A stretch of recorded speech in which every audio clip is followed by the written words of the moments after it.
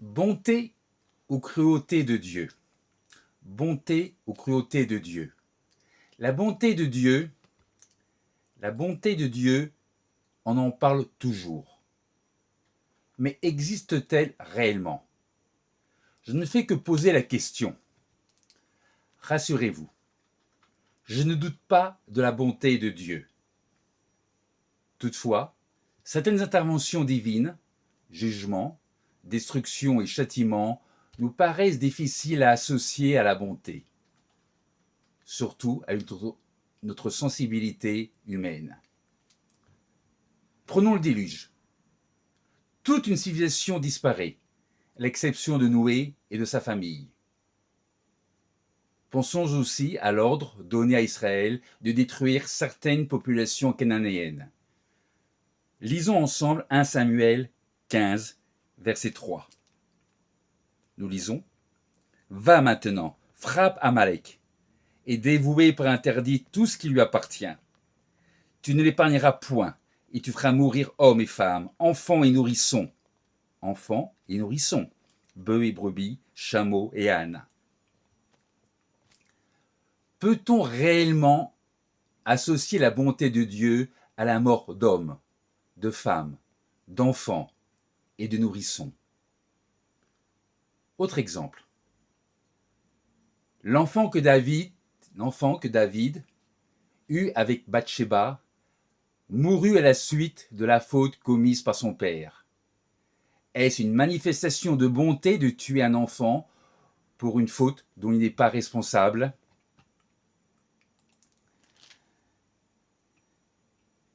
Pensons encore, un autre exemple, pensons encore à l'Apocalypse, qui annonce des guerres, des famines, des fléaux et de grandes destructions.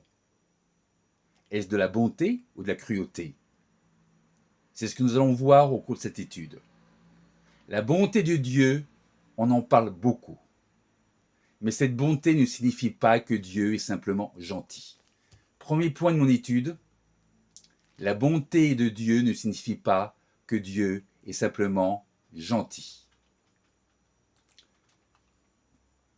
La Bible présente Dieu comme bon, mais aussi comme saint, juste et souverain.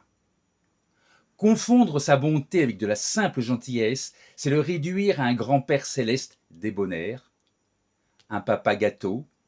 Or, la Bible dit tout autre chose. La bonté de Dieu est inséparable de sa sainteté. C'est ce que nous dit la Bible. Quand Dieu proclame son nom devant Moïse, il se révèle miséricorde et compatissant, lent à la colère, riche en bonté et en fidélité. Mais, dans les mêmes versets, il ajoute qu'il ne tient point le coupable pour innocent. Je donne la référence à Exode 34, versets 6 à 7. La bonté divine ne ferme pas les yeux sur le mal. Elle le prend au sérieux. La bonté de Dieu inclut la sévérité. Paul ose cette formule saisissante. Il nous dit: considère donc la bonté et la sévérité de Dieu. C'est Romains 11, verset 22. La bonté et la sévérité ne s'opposent pas. Un médecin gentil vous dirait que tout va bien. Un médecin bon vous annonce le diagnostic et vous opère. La bonté de Dieu corrige. Il est écrit que le Seigneur, que Dieu, châtie celui qu'il aime. Je vous donne la référence, Hébreux 12, verset 6. Un Dieu gentil nous épargnerait toute épreuve. Le Dieu bon nous forme, nous émonde, nous discipline, comme un père, pas comme un animateur. La souffrance nous aide à nous construire, à l'image du potier qui pétrit l'argile. Le potier presse l'argile, il la travaille, parfois durement. Et si l'argile pouvait parler, elle dirait: pourquoi me traite-t-il ainsi? Mais le potier, lui, voit déjà le vase. Chaque pression de ses mains n'est pas une agression, c'est une intention. Ce n'est pas moi qui le dis, c'est l'Éternel.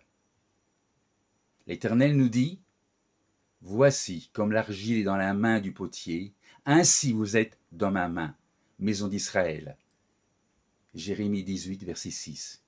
Et Ésaïe confesse, « Cependant, ô Éternel, tu es notre Dieu, nous sommes l'argile, et c'est toi qui nous as formés. » Isaïe 64, chapitre 64, verset 7. Alors, quand l'épreuve nous presse, souvenons-nous, nous ne sommes pas entre les doigts du hasard, nous sommes entre les mains d'un artisan, et ses mains ne détruisent pas ce qu'elles façonnent.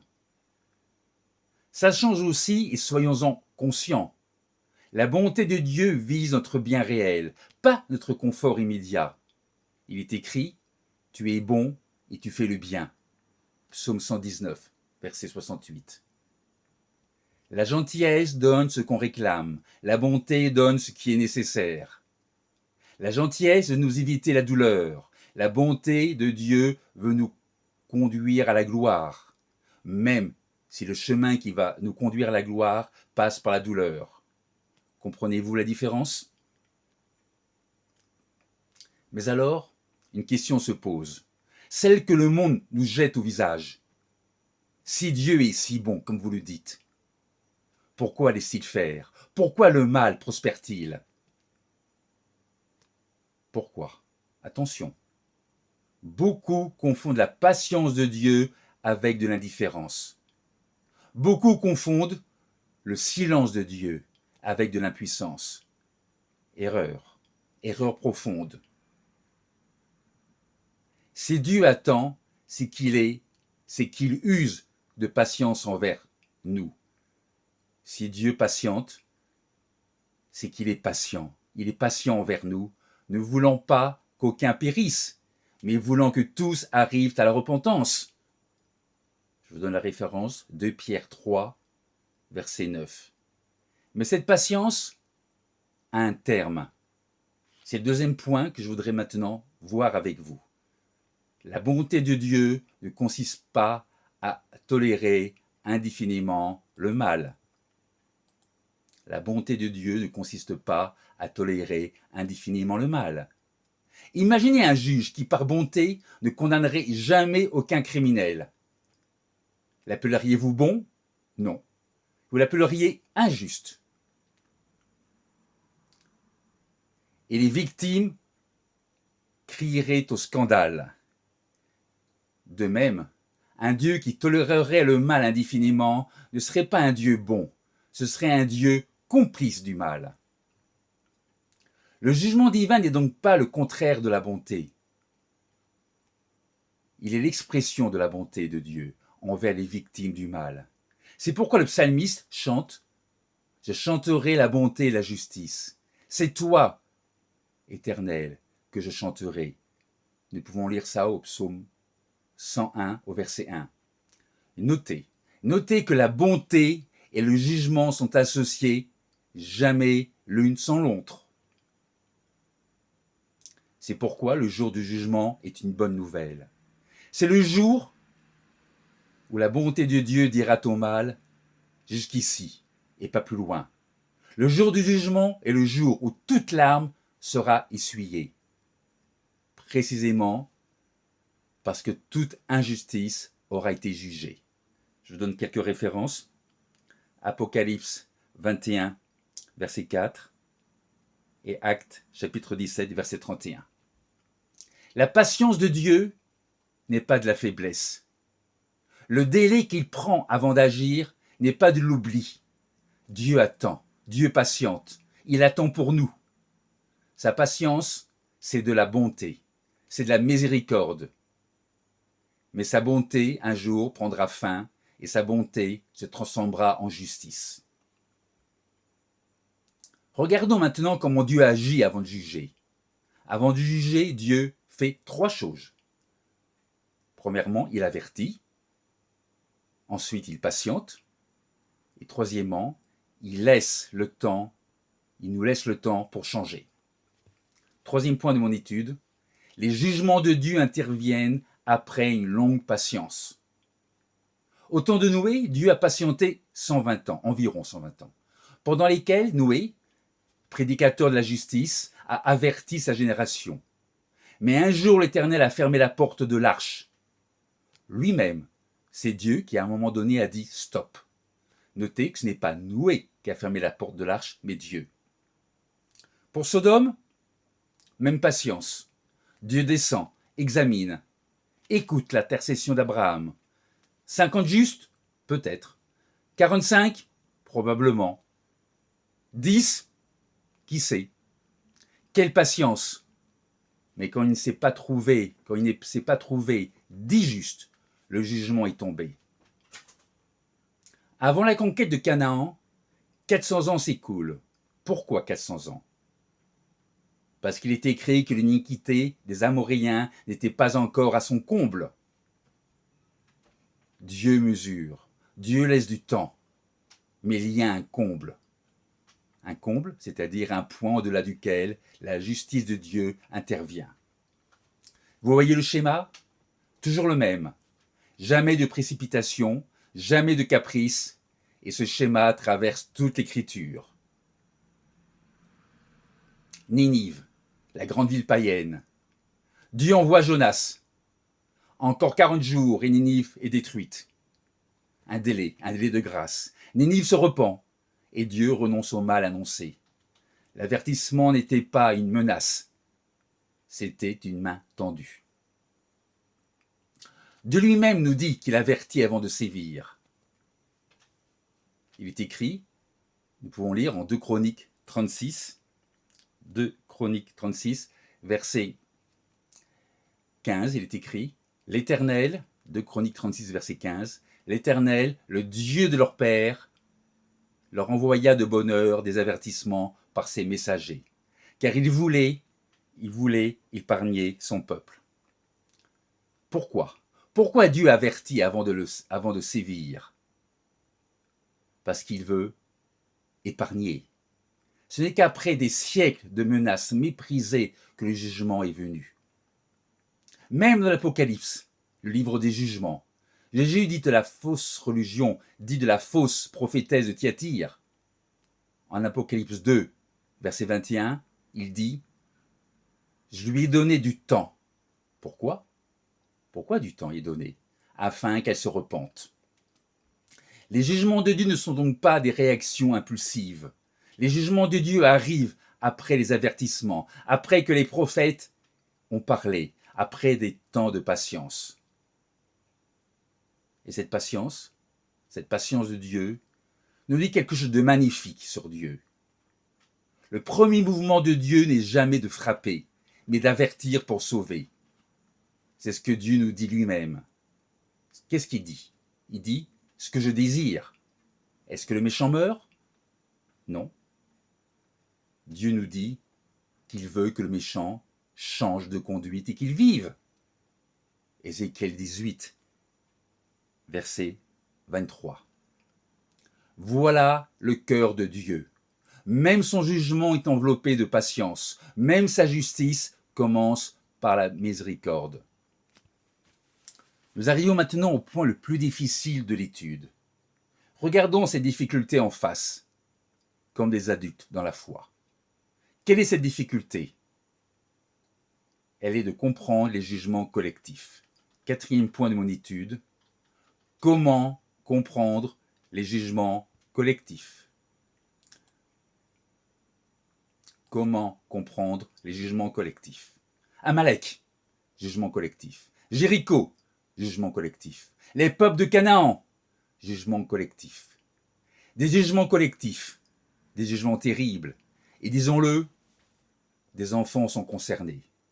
Cela nous heurte, et c'est normal. Une conscience formée par le Dieu de la Bible ne peut pas lire ces pages avec indifférence. Abraham lui-même a osé demander « Celui qui juge toute la terre n'exercera-t-il pas la justice ?» C'est Genèse 18, verset 25. Si Abraham a pu poser la question, nous le pouvons aussi. Alors, que dit le texte? Premièrement, ce sont des jugements. D'accord. Mais ce ne sont pas des conquêtes. Lisons Deutéronome 9. Deutéronome 9, verset 4. Il est écrit que ce n'est pas à cause de sa justice qu'Israël prend possession de la terre promise. Il est écrit que c'est à cause de la méchanceté de ces nations que l'Éternel les chasse devant toi. Israël n'est pas meilleur, mais il y a un tribunal, et Israël n'est que l'instrument aux mains de Dieu, jamais le juge. Deuxièmement, ces sociétés condamnées, que Dieu condamne, étaient profondément corrompues. 400 ans de patience jusqu'au comble de l'iniquité. Quel comble d'ailleurs? Des abominations, des enfants brûlés en sacrifice à leur Dieu. Deutéronome 12, verset 31. Des sociétés où le mal n'était plus un accident, mais un système.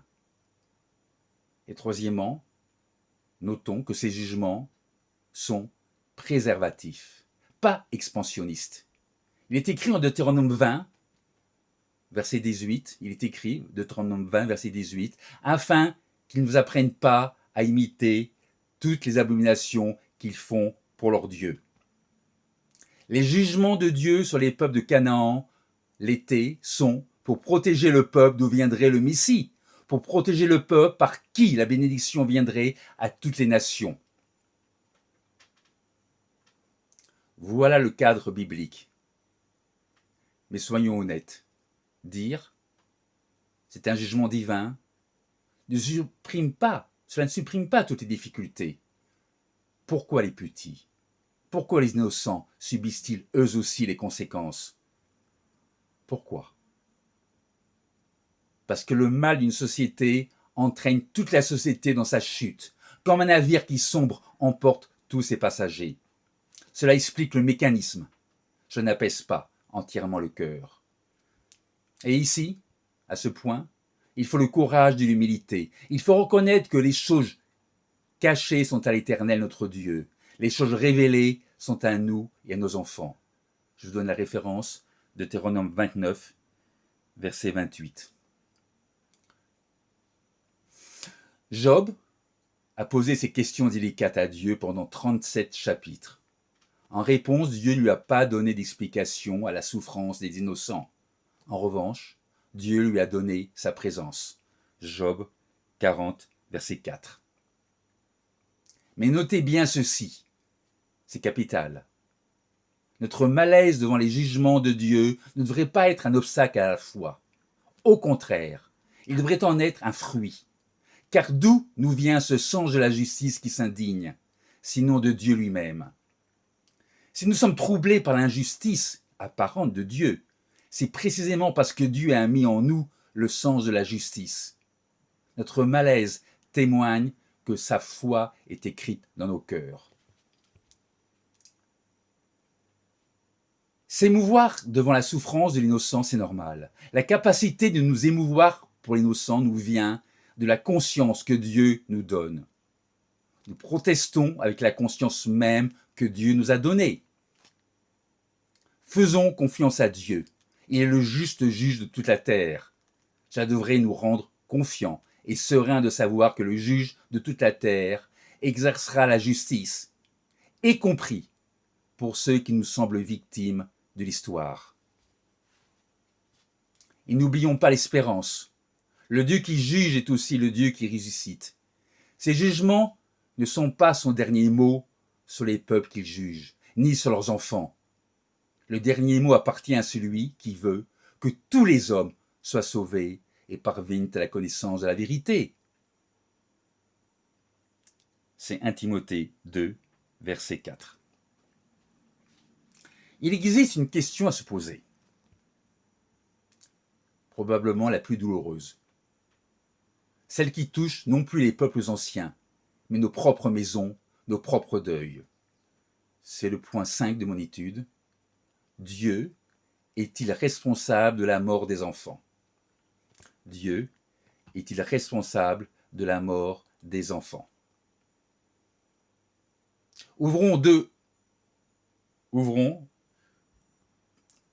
Allons à 2 Samuel 12, verset 13. Dans ces versets, versets 13 à 23, nous lisons que David a péché gravement. Adultère avec Bathsheba, meurtre d'Uri. Nathan vient. Nathan intervient, David confesse, et Nathan annonce le pardon. L'Éternel pardonne. Nathan dit, l'Éternel pardonne ton péché, tu ne mourras point. Mais alors, vient la parole qui nous saisit. L'enfant, lui, mourra. Comprenez, David a péché, et c'est son enfant qui meurt. Que nous apprend ce récit? D'abord, une vérité que nous constatons tous les jours. Le péché d'une personne produit des conséquences sur des innocents. Pas comme une punition divine transférée, mais comme une onde de choc. Le mal n'est jamais une affaire privée. Il déborde, il atteint ceux et celles qui n'en sont pas responsables. Mais attention, soyons précis. Conséquence n'est pas culpabilité. Il est écrit que le Fils ne portera pas l'iniquité du Père, en Ézéchiel 18, au verset 20. Cet enfant n'est pas coupable. Il n'est pas puni pour David. Devant Dieu, son compte est vierge. Et maintenant, regardons David quand l'enfant meurt. Que fait-il? L'enfant est mort, David se lève, se lave, adore l'Éternel et mange. Ses serviteurs n'y comprennent rien. Alors David prononce cette parole étonnante. Il nous dit en 2 Samuel 12, verset 23, 2 Samuel 12, verset 23, « Moi, j'irai vers lui, il ne reviendra pas vers moi. J'irai vers lui. » Ce n'est pas la parole d'un désespéré, mais d'un homme qui sait quelque chose, un homme qui sait que la mort physique n'est pas la fin définitive de l'existence. Il est écrit que la poussière retourne à la terre, comme elle y était. Et l'esprit retourne à Dieu qui l'a donné. Je donne la référence, c'est Ecclésiaste 12, verset 9. Cet enfant n'est pas tombé dans le néant. Il est retourné entre les mains de celui qui lui redonnera la vie le moment voulu. Comme meurt en Adam, comme tous meurent en Adam, de même aussi tous revivront en Christ. 1 Corinthiens 15, verset 22. Il est écrit « tous ». Et j'envoie les morts, les grands et les petits, tous debout devant le trône, jugés avec justice. Personne ne sera oublié. Alors, changeons la question. La bonne question n'est pas seulement « pourquoi cet enfant est-il mort ?», mais aussi « que fera finalement le Dieu juste et miséricordieux pour cet enfant ?»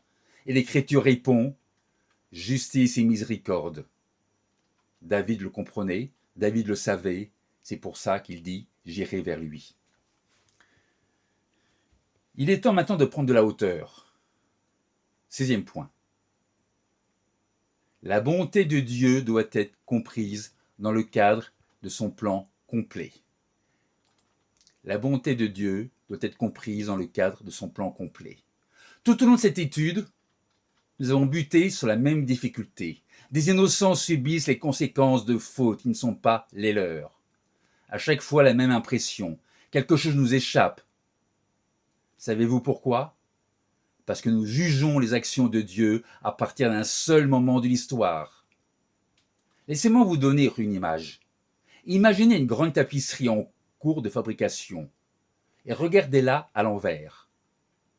Que voyez-vous? Un chaos, des nœuds, des fils sombres qui semblent tout gâcher. Mais retournez la tapisserie, regardez-la du côté du tisserand et tout change. Chaque fil, chaque nœud, chaque couleur sombre avait sa place dans un dessin magnifique. Cette image n'est pas de moi. Elle est de Corrie ten Boom, qui l'a rendue célèbre. Cette chrétienne néerlandaise, rescapée des camps de concentration, qui avait perdu sa sœur à Ravensbrück, camp de concentration, et lors de ses conférences après-guerre, elle montrait au public l'envers d'une broderie, un fouillis de fils sans forme, puis elle la retournait et apparaissait une couronne dorée. Voilà notre situation. Dans cette vie, nous voyons la tapisserie à l'envers, mais Dieu, lui, tisse depuis l'endroit. Il voit le motif complet du premier fil au dernier. C'est pourquoi il peut dire « Je suis l'alpha et l'oméga, le commencement et la fin ». Apocalypse 21, verset 6.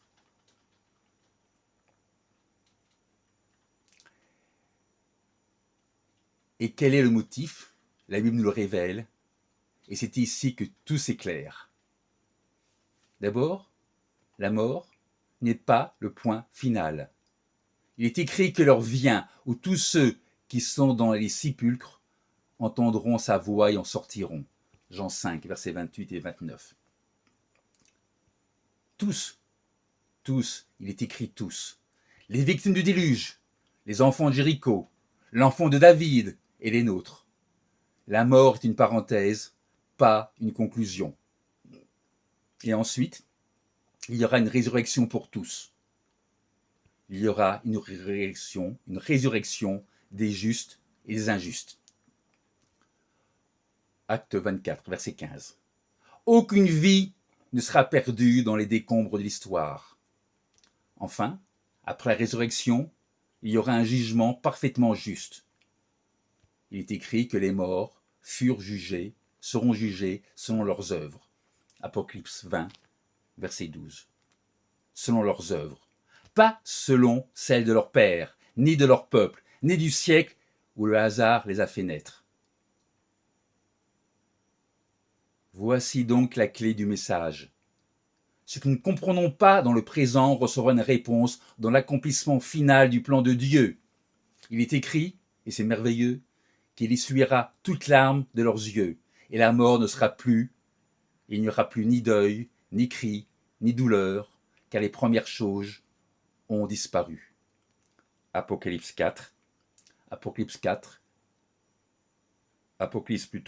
chapitre 21, verset 4. Il est écrit toute larme, pas la plupart des larmes, toutes larmes, y compris les larmes que nous avons versées sur les pages difficiles de la Bible. Avant d'aller plus loin dans cette étude, chassons définitivement une image fausse qui pourrait s'installer dans nos cœurs. Celle d'un Dieu dur, qui frapperait facilement, qui trouverait dans le châtiment une sombre satisfaction. Cette image est un mensonge, et c'est Dieu lui-même qui la dément. 7e point de mon étude, Dieu ne prend pas plaisir à la souffrance. Dieu ne prend pas plaisir à la souffrance. Écoutons Dieu parler par Ézéchiel. Non pas une fois, mais 3 fois, qu'on pourrait être sûr que nous entendons bien. Ézéchiel. Reportons-nous au livre d'Ézéchiel.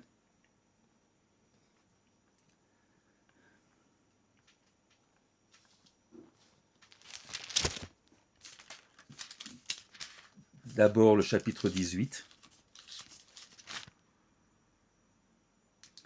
Ézéchiel 18, verset 23. Nous lisons. Ce que je désire, est-ce que le méchant meurt, dit le Seigneur? Non. Ce que je désire, c'est qu'il change de conduite et qu'il vive. Dieu ne prend pas plaisir à nous voir souffrir. Lisons un peu plus loin, toujours au chapitre 18, verset 32. Car je ne désire pas la mort de celui qui meurt, dit le Seigneur, l'Éternel. Convertissez-vous donc et vivez. Dieu veut qu'on se repente, Dieu veut qu'on se convertisse. Et un 3e passage, toujours dans Ézéchiel, au chapitre 33 maintenant.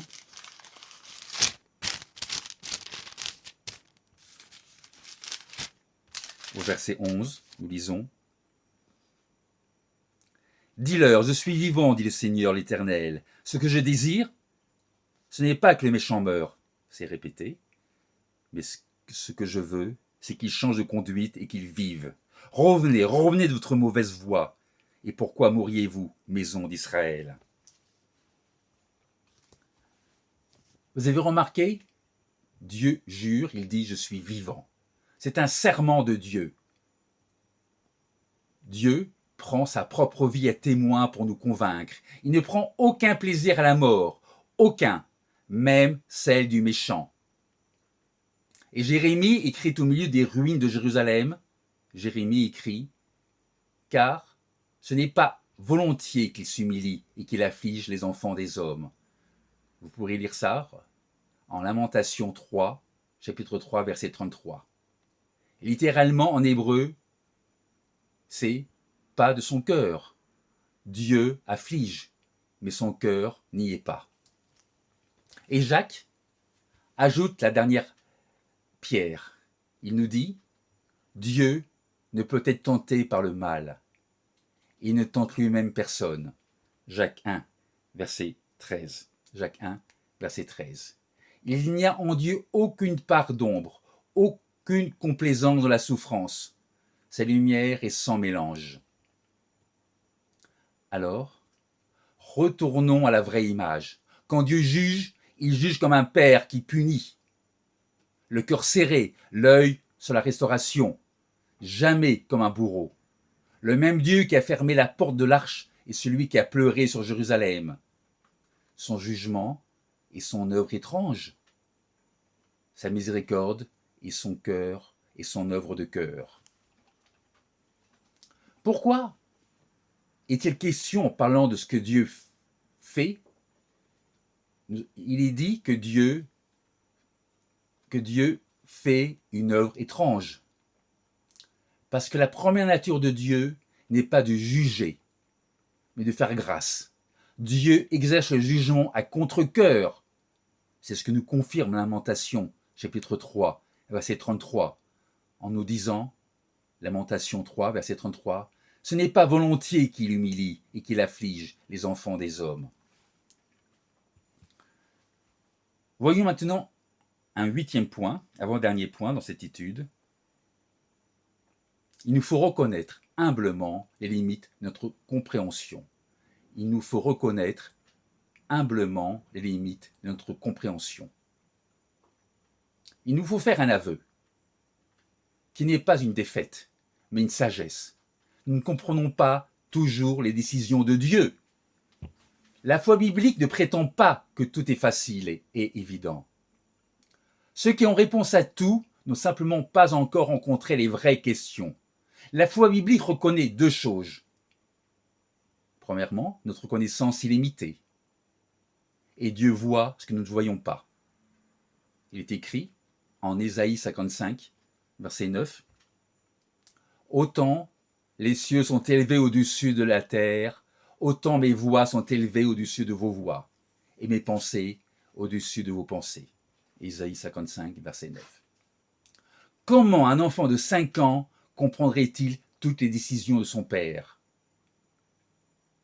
Paul, après 11 chapitres du plus profond enseignement doctrinal, s'écrit, nous dit, « Ô profondeur de la richesse, de la sagesse et de la science de Dieu. » Il rajoute, que ses jugements sont insondables et ses voies incompréhensibles. Romains 11, versets 33 et 34.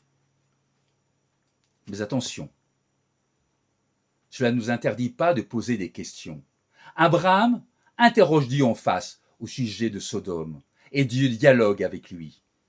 Job crie son incompréhension et Dieu déclare qu'il a parlé de lui avec droiture, mieux que ses amis aux réponses toutes faites. Habakkuk demande des comptes à Dieu et son questionnement est dans la Bible, Habakkuk, chapitre 1. Dieu n'interdit pas les questions sincères, il attend que nous les posions avec humilité. La question du révolté dit « Dieu, justifie-toi devant moi ». La question du croyant dit « Dieu, je ne comprends pas, aide-moi à te faire confiance ». Les mots peuvent paraître semblables, les mots sont parfois les mêmes. En revanche, le cœur est différent. Un jour, toutes les réponses viendront. Aujourd'hui, nous voyons au moyen d'un miroir, d'une manière obscure, mais alors nous verrons face à face. 1 Corinthiens 13, verset 12. En attendant, nous marchons par la foi, une foi qui a vu assez de la bonté de Dieu pour lui faire confiance. Il nous reste à poser la dernière pierre de cette étude, car toute cette étude converge vers un seul lieu de l'histoire, un lieu où la bonté et la cruauté de Dieu se rencontrent face à face. Ce lieu, c'est Golgotha. Neuvième point, neuvième partie de mon étude, c'est la synthèse. À la croix, la bonté et la cruauté de Dieu se rejoignent. Cruauté supposée, bien entendu. Vous avez entendu précédemment, nous entendons souvent des études, des sermons sur la bonté de Dieu. Je viens de vous présenter, en quelque sorte, l'antithèse de cette bonté. Les jugements, les textes difficiles. Maintenant, voyons la synthèse.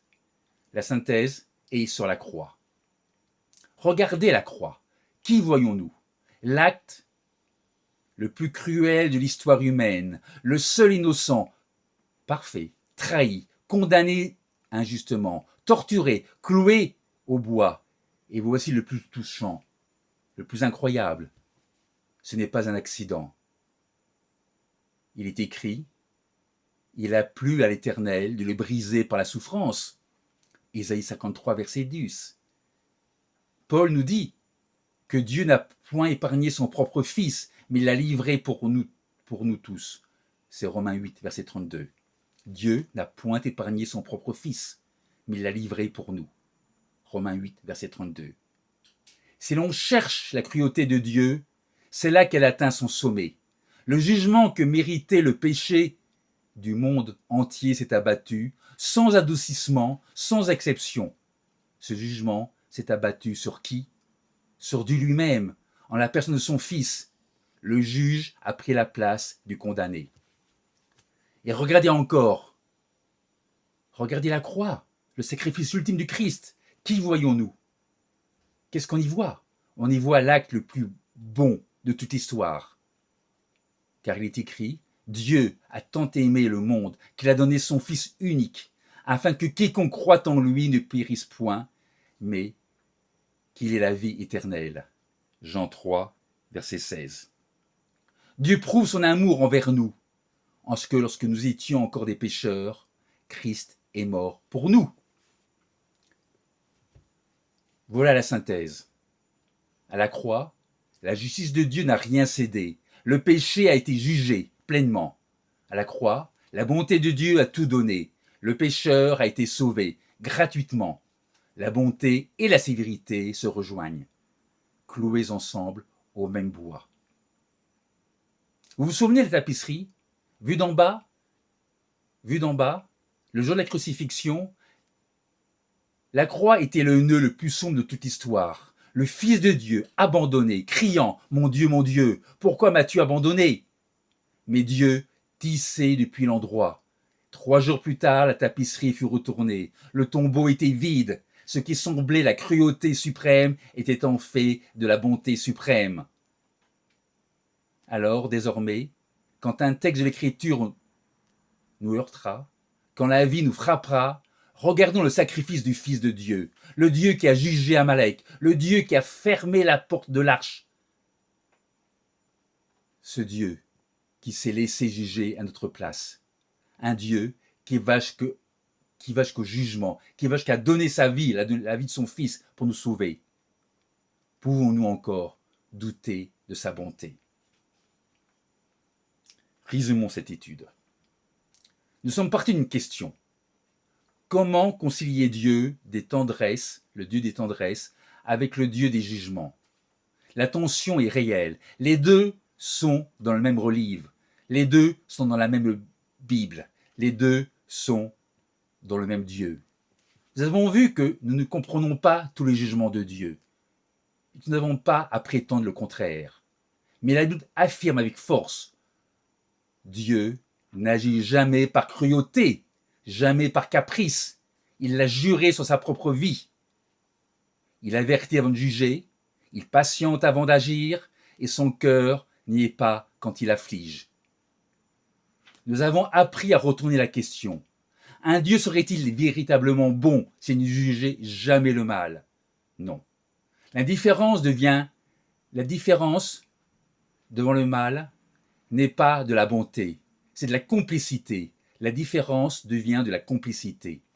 La bonté de Dieu est inséparable de sa justice, de sa sainteté, de sa patience et de son plan de salut. Et surtout, nous avons trouvé le lieu où tout se rejoint, la croix, là où la justice a tout exigé et où l'amour a tout donné. Là où ce qui paraissait cruauté était vu de l'endroit de la tapisserie, la plus grande bonté que le monde ait jamais connue. Dieu donnant son Fils pour notre salut. Alors, quand nous rencontrerons un passage qui nous dépasse dans la Bible, nous ferons comme Abraham, nous nous tiendrons debout devant notre Dieu, pas en juge, mais en enfants qui font confiance. Et nous répondrons à sa question qui n'est pas un cri de révolte, mais une confession de foi. Celui qui juge toute la terre n'exercera-t-il pas la justice? Genèse 18, verset 25. Oui, Dieu exercera son jugement, avec une justice parfaite, avec une patience infinie, avec une bonté qui durera toujours, une bonté qui a déjà montré son visage à Golgotha. Je terminerai par un psaume, le psaume 107, verset 1. Louez l'Éternel car il est bon, car sa miséricorde dure à toujours.